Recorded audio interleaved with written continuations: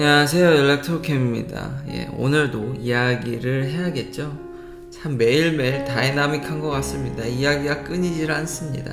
시작하기 앞서 정남진님 감사드립니다. 중요한 건 트위터를 안 산다는 것과 물러선 거죠. 여러가지 또 혁신적인 면들들, 그리고 또다시 이제 바이든 대통령을 좀 비판하는 아니면 그거 이제 동의하는 트윗들도 올라왔는데요. 다시 트윗을 정말 많이 합니다, 일론 머스크. 이 트윗 얘기는 바로 그 다음에 할 거니까요. 오른쪽에 드론 영상을 이제 트위터에 있는데 인간보다 낫다라는 거죠, 웬만한. 그리고 앞으로 특히 무기 쪽, 특히 전쟁용 드론이나 진짜 탱크 이런 것들은 드론이 지배하는, 로봇이 지배하는 세상이 조만간 올 겁니다. 왜냐하면 파일럿을 한 명 키우는데 돈이 말도 못하게 듭니다. 이제는 거의 정말 좋은 파일럿 한 명을 키우는 게 100억이 넘는다는 통계도 있거든요. 옛날엔 한 5, 60억이었는데 이제는 워낙 인플레이션도 있고 첨단 고도화된 장비들을 잘 다뤄야 되다 보니까 100억이 육박한다는 건 어떻게 보냐에 따라 다르지만 어쨌든 전쟁에 들어가는 그런 특수 아주 잘 훈련된 군인을 키우는 거는 너무너무 돈이 많이 듭니다. 탱크 역시도 그렇죠. 한 명 한 명은 파일럿보다는 쌀 수는 있지만 탱크에 여러 명이 들어가다 보니까, 그래서 전쟁용 드론은 앞으로 더 빨리 전환될 확률이 높습니다. 당연히 사람 생명이 중요하기도 하거니와, 그러니까 조정할 수 있는 그렇게 사람을 트레이닝하는 것 자체가 이미 비용이 천문학적이기 때문에 일론 머스크 말에 저도 미래의 전쟁에는 다 드론이 싸우는, 아마 그런 보안 문제나 이런 게 더 중요하게 대두될 것입니다. 근데 딱 원 익셉션을 얘기했는데 EMF 이거 다 전자기기 다 그냥 박살내는 거죠. 수동으로 완전 pure analog로 휴먼 컨트롤이 이건 더 낫다라는 거죠. 왜냐면 EMF 맞으면, 그러니까 이런 무기들이 앞으로 혹은 해킹, 그러니까 사이버 시큐리티나 전자기파 그냥 팡 쏴가지고 다 그냥 무력화시키는 이런 것들이 더 크게 대두될 것 같습니다. 그리고 이제 이거 공매도 리포트 하이덴버그는 진짜 대단하네요. 이거를 결국 뜻한 대로 더 할인된 가격에 살 수도 있다라는 얘기가 나오는데, 어쨌든 이거는 이제 진흙탕 싸움, 지지부진한 진흙탕 싸움으로 흘러가는 추세입니다. 그리고 정말 재미난 건 여기 보면 테슬라 주식이 잘 오르다가 트위터 산다는 얘기에 물론 장이 안 좋은 것도 있지만 하필 요 기점으로 안 좋아졌는데, 지금 주식이 트위터 안 산다니까 얘기를 안 할 수가 없죠. 지금 장 후까지 하면은 거의 5% 가까이 올라버리는 바람에 제가 그래서 이거 이야기하게 됐습니다. 반면 트위터는 거의 10% 가까이 마이너스가 났죠. 장후에 진짜 이 가파른 하락. 참 당연히 이제 본 문제인데, 시장은 트위터를 인수하는데 별로 이렇게 호의적이진 않은 것 같습니다. 저 역시도 이 이후로, 트위터를 인수하는 거 이후로 일론 머스크에 대한 좀 시각이 좀 동의하기 어려운 것들이 많이 생겼는데요. 테슬라에도 집중할 수 있어서 저도 좋긴 한데, 이게 쉽게 끝난 게 아닙니다. 이 소송전과 이제 1조만 주고 이게 물러설 수 있으면 오히려 일론 머스크가 행복할 수 있을 겁니다. 정말 긴하긴 이제 싸움이 시작될 건데 좋은 변호사들을 알아서 선임하겠죠. 벌써부터 이제 전략들이나 이런 것들이 막 나오는데요. 이거는 이제 진흙탕 싸움이다. 중간중간 재미난 것들이 나오면은 이제 업데이트를 하도록 하겠습니다. 말을 들어보면요, 어쨌든 양쪽 다 아주 그럴싸한 얘기들을 하고 있기 때문에 당연히 일론 머스크는 트위터가 정확한 정보를 공개하지 않았다, 그 의무를 저버렸기 때문에 이거는 계약을 파기할 수 있는 중대한 사항이라고 얘기를 하기 때문에 트위터는 아니라고 얘기를 하겠죠. 그리고 계약했으니까 여기까지 왔는데, 근데 워낙 이건 큰 건이라서 충분히 중간에 그런 안전장치들이 있기 때문에 그걸 이제 빌미로 캔슬할 수도 있는 거고, 많이 진행이 됐기 때문에 이 트위터 측에서도 이걸 걸고 넘어질 수 있기 때문에 앞으로 참 변호사들만 배가 부르는 시대인 것 같습니다. 다음은 일론 머스크가 또 바이든 대통령을 비판했는데요. 저도 영상 보고 이건 좀 너무 웃기던데, 아니 텔레프롬프터 라인을 그러니까 보고 읽죠. 그러니까 도움을 많이 받는데 이게 의뢰 다 대통령들이나 중요 자리에서는 실수하지 않고 저같이 이렇게 취미로 이렇게 막 말하는 게 아니라 그래도 나름 저도 편집할 때 두세 번 듣고 자르긴 하지만 더 정밀하게 아주 스크립트를 제대로 짜서 정면에 뿌려놓고 하긴 하는데 눈빛도 그렇고 이거 repeat the line 그러니까 그거는 말할 필요가 없는데 그 프롬프터에 떠 있는 걸 그대로 읽은 거죠. 참 일론 머스크가 그래서 whoever controls the teleprompter is a real president.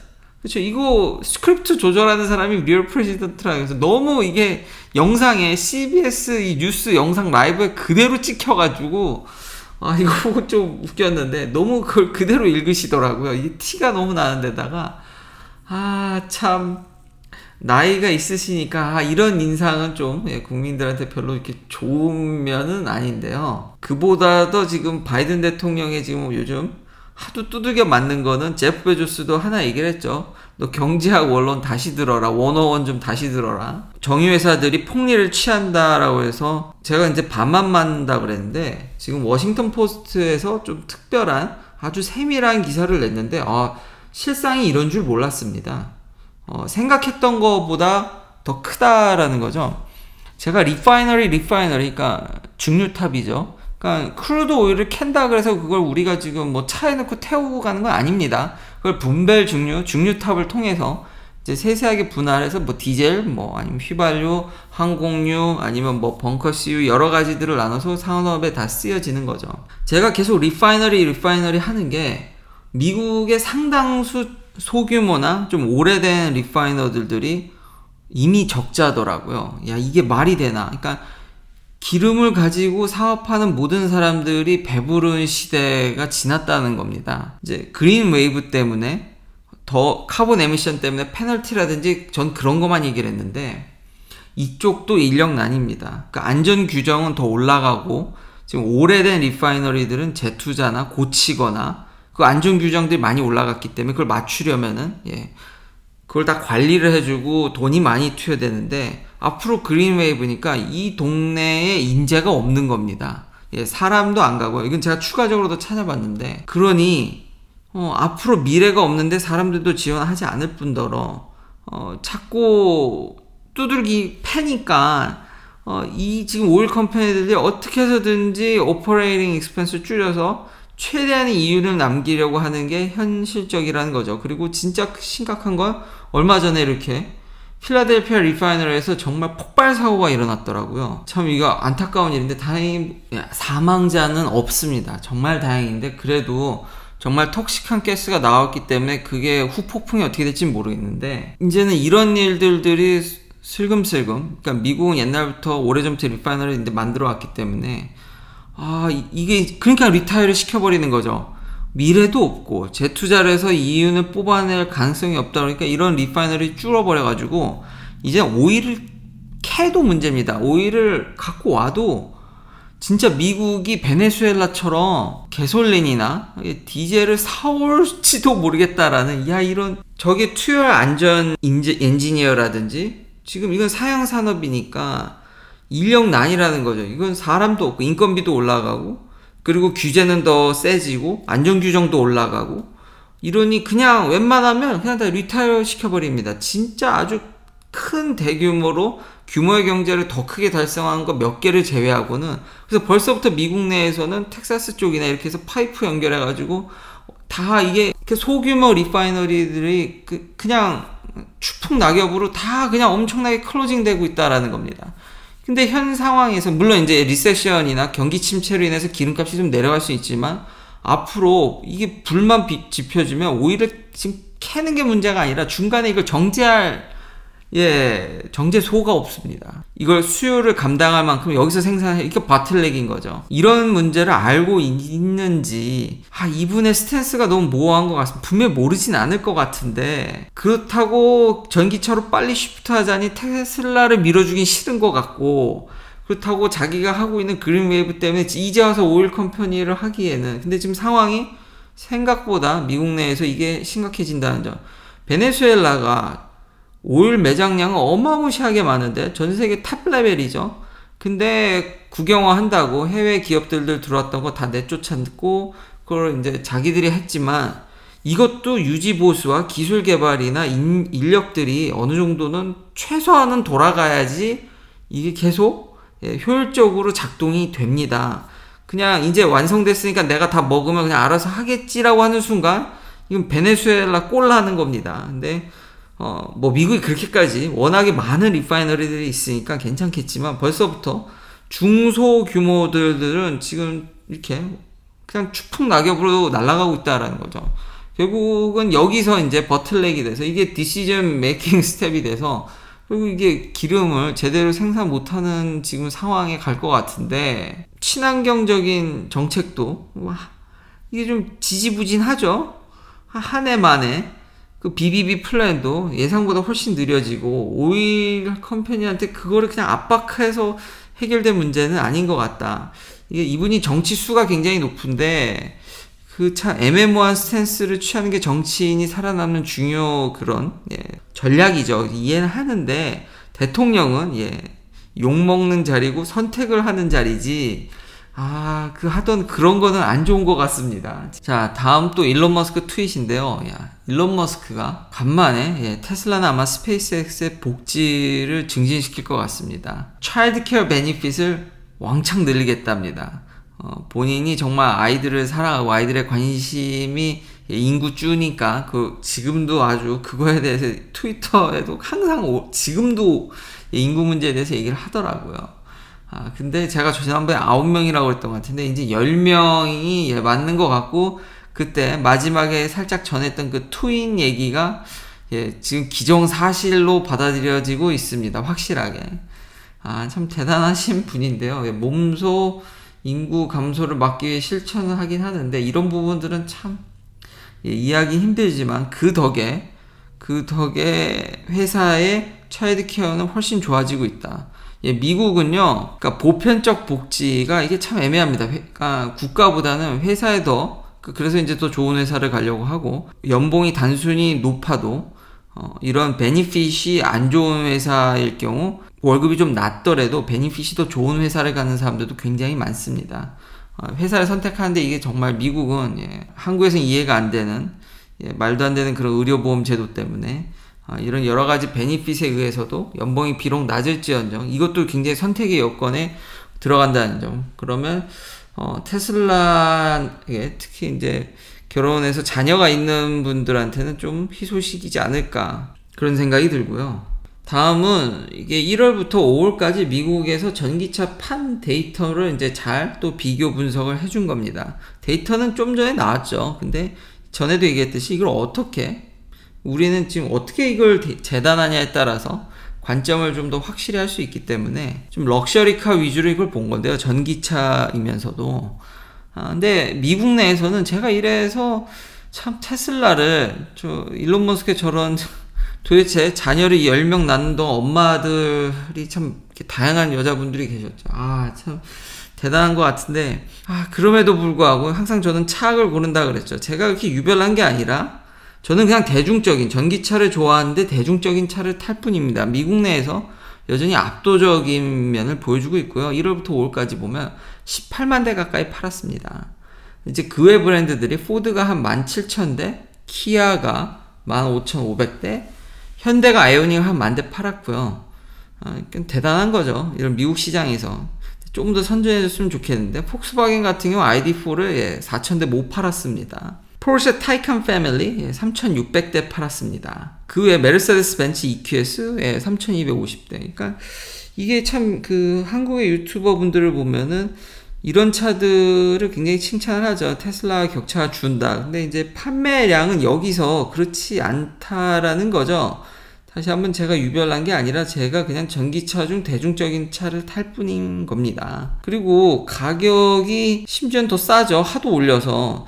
미국 소비자들은 참 다른 것 같습니다. 한국 분들과. 다들 그러잖아요. 소비자들은 냉혹하고 시장은 정말 냉철하게 이걸 판단한다 그러는데, 그리고 우리가 관광하면 안 되는 사실이 테슬라를 제외하고 GM이랑 이제 토요타 정도 제외하고는 아직도 중앙정부로부터 $7,500의 크레딧을 받습니다. 지금 환율로는 돈 1,000만원 정도 하겠네요. 한화로. 돈 1,000만원씩 다 받아가면서도 저거밖에 못 판다라는 게 그렇게 좋으면은 꽤 팔려야 되지 않을까요? 근데 이거는 너무 좀 초라한 성적이 아닌가 싶고요. 앞으로도 계속 가격을 올렸으니까 어떻게 될지 보려고 하는데 이미 지금까지만 보더라도 전기차 포함한 데이터인데 그러니까 전체 인터널 컨버션 엔진까지 다 한 건데도 이미 그냥 대수로 테슬라가 BMW보다 미국에서 훨씬 많이 팝니다. 렉서스보다도 훨씬 많이 팔고요. 벤츠도 그렇고 아우디가 생각보다 많이 못 팔았네요 진짜. 이런 상황인데 글쎄요, 저는 소비자들이 굉장히 현명하다고 다른 한국에서 얘기하는 유튜버 분들 말대로, 그러니까 아니면은 이렇게 생각해 볼 수 있는 거죠. 한국과 미국은 이제 다르고, 제가 이제 한번 얘기했던 갈라파고스와 한국의 트렌드가 이제 미국하고는 다른데, 그렇다고 해서 한국 시장이 죄송하지만 앞으로 인구도 감소하는데 줄면 줄었지, 그러니까 메인 시장은 아니지 않습니까? 더 뭐 미국이 완전히 뭐 스탠다드를 주도한다고 할 수는 없지만 3대 시장 중 확실한 시장이고, 앞으로 급속도로 늘 거는 전기차가 뻔한 시장인데, 여기가 아무래도 그래도 더 중점이지 않을까. 그래서 저는 한국에서 다른 회사 차들에 대해서 좀 칭찬하는 면에 대해서 동의하기가 여기서는 좀 힘들다라고 이 데이터가 얘기를 해주는 것 같습니다. 그리고 이런 전기차들마저도 앞서 얘기한 이걸 밀어주기 싫어서 그게 아마 BBB 플랜이 계속 늘어지는 것 같은데, 테슬라 슈퍼차저로 충전할 확률이 굉장히 높습니다. 미국 내에서 압도적인 포트를 지금 갖고 있기 때문에. 그리고 지금 V4도 나온다는 소문이 있는데, 정확한 스펙이 더 공개되면 업데이트를 하도록 하겠습니다. 이렇듯 여전하다. 그리고 먼로 할아버지의 이 4680 분해하는 스트럭처럴 배터리 분해하는 걸 보면은 참 놀라운 게, 이 모델 Y 안이 생각보다 많이 바뀌었더라고요. 배터리뿐만 아니라 당연히 배터리 팩이 바뀌었으니까 다 바뀌었죠. 그리고 이건 스트럭처 배터리이기 때문에 위에 시트를 놓는 것도 다 바뀌었습니다. 그리고 이게 움직이더라고요. 중간 이 콘솔 박스가 자유자재로, 그러니까 아마 이런 옵션들이 나중에, 이것도 지금 모델 S 같은 경우도 신버전들은 모니터가 이게 앵글 틸트가 되거든요. 이런 것들을 예측해 볼 수 있는데, 정말 밑바닥이 바뀌어도 너무 많이 바뀌었더라고요. 이렇게 빨리빨리 유동적으로 바뀔 수가 있나. 겉은 하나도 별로 바뀐 게 없는데 안은 다른 회사가 한 10년 동안 바꿀 거를 단 몇 년 만에 바꾸는 것 같습니다. 이건 페이스리프트 수준이 아니라 그냥 구조를 자꾸 드러내니까 이게 정말 진정한 혁신이지 않을까.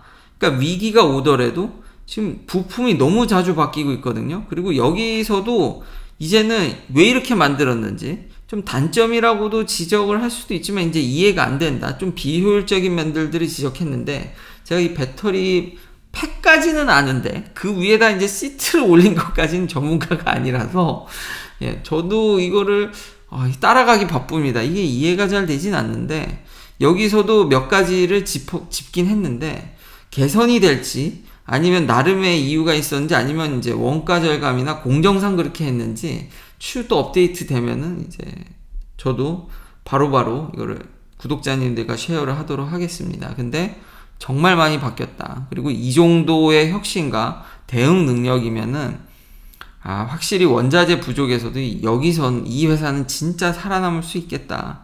그리고 원가 절감 측면이나 이런 면들로 봤을 때 앞으로도 어떻게 해서든지, 그러니까 자동차 회사들이 정말 구조적으로 경직된 완전 사회, 이게 시스템이지 않습니까?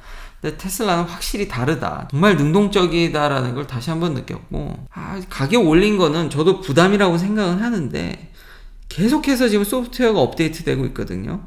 이제 터키시로 보이스 내비게이션도 하고, 폴리시로도, 폴란드에서 쓰는 언어겠죠. 폴리시로도 보이스 내비게이션을 한다라든지, 테슬라 자체 소프트웨어를 보면은 정말 많은 언어를 서포트합니다. 전 세계 이미 팔아먹고도 남을 만한 그런 소프트웨어를 이미 갖춰가고 있고요. 좀 웬만한 OS만큼의 언어를 지원한다는 게 정말 놀라웠고, 센트리 모드도 이쯤은 블랙박스 같은 경우인데, 미니멀 트렛이면은 적당히 이제 경고하고 이러는데, 정말 메이저 트렛이 일어나면은 모니터도 아주 밝게 하고 계속 이제 주변에 알람을 하는 거죠. 그것뿐만 아니라 저한테도 메시지를 이제 보내준답니다. 모바일 앱으로. 이런 것들이 계속 업데이트가 되는데 차가 너무 편합니다.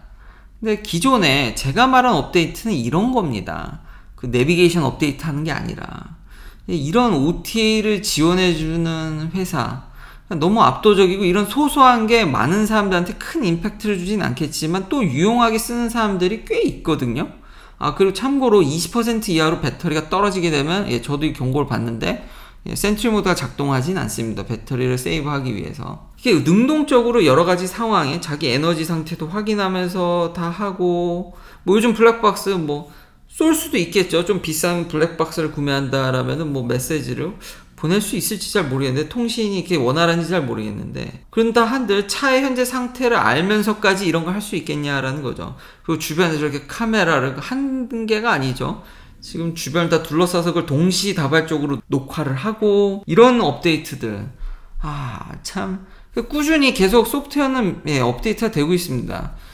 이런 면들로 봤을 때 프로 리세션이 오더라도 타격이 없지는 않겠지만, 이것들을 미국 소비자들은 이런 면들 때문에 비싸더라도 저는 그래서 산다고 생각을 합니다. 참 씁쓸하긴 한데, 그렇다고 주변을 둘러보면 얘보다 난 게 있냐? 그건 또 아니거든요. 한국에서 그렇게 다른 회사 차들을 칭찬할 때마다 저는 그게 참 공감이 잘 안 되더라고요.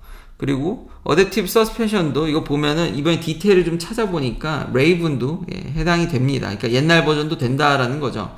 이미 앞이 좀 러프하면 미리 서스펜션을 올려버리는 거죠. 그 댐핑에 대한 조절력 좀 더 부드럽게 해서 진동이 덜 오게 바꾸는 거고, 온라인 라디오 프로그램도 바뀌고, 여러 가지 앱들이 이미 넷플릭스부터 해서 다 들어가 있죠. 좀 더 많은 컨텐츠를 해주는 앱으로 지금 라디오도 좀 교체가 되고, 그런 소프트웨어적인 측면들이 야금야금 계속 이런 면들이 좀 한층 나아지고 있거든요. 되게 세밀하게 소프트웨어는 대응되고 있다라는 게, 이게 테슬라의 매력이지 않나. 지금 완전히 타보면은 이거를 갖고 있으면 오래 갖고 있을수록 정말 그 경험은 여타 다른 자동차를 갖고 있는 것과는 너무 판이하게 다르고, 저는 훨씬 편안함을 느낍니다. 그래서 제가 이렇게 테슬라의 팬이 된 게 아닌가. 그것뿐만 아니라 대부분 사람들이 미국에서는 테슬라를 그래서 삽니다. 근데 문제는 오래 가지면 가질수록 필 앤 피니쉬와 단차가 더 눈에 띄고, 그거는 진짜 용납이 안 되더라. 그 부분은 좀 아쉽더라. 그치만 그 외에 이런 경험적인 분들, 이걸 어떻게 전달해야 할지 잘 모르겠지만, 그러니까 저는 그래서 여전히 적극 추천하고, 장기 보유하면 할수록 이런 면들을 느껴지기 때문에 차에 더 애정이 가지 않나라는 생각이 듭니다. 긴 영상 시청해주셔서 감사합니다. 내일도 테슬라 관련 이야기들로 찾아뵙겠습니다.